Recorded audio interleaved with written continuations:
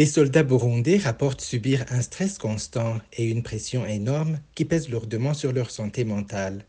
L'absence d'indemnité de guerre depuis février et le manque de ressources de base telles que la nourriture et les médicaments aggravent leur vulnérabilité au front. Ces militaires affirment qu'ils sont abandonnés en RDC.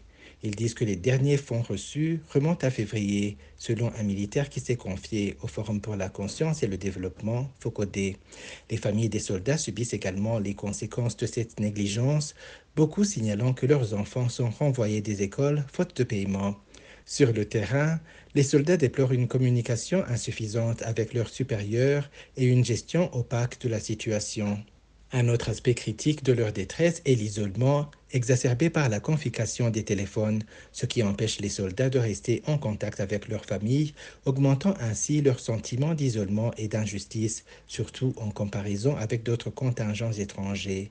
L'origine de ces manquements est souvent attribuée à la corruption et à l'incompétence au sein des hautes sphères de l'administration militaire burundaise, où les fonds alloués pour l'équipement et le soutien logistique sont régulièrement détournés.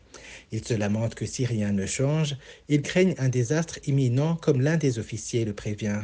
Cette situation révèle les défis complexes auxquels sont confrontées les troupes burundaises, non seulement en RDC, mais aussi dans d'autres missions, comme l'African Transition Mission in Somalia, ATMIS en sigle, où elles sont souvent déployées sans équipement adéquat pour faire face aux menaces, limitant ainsi leur capacité à maintenir la sécurité et l'ordre efficacement.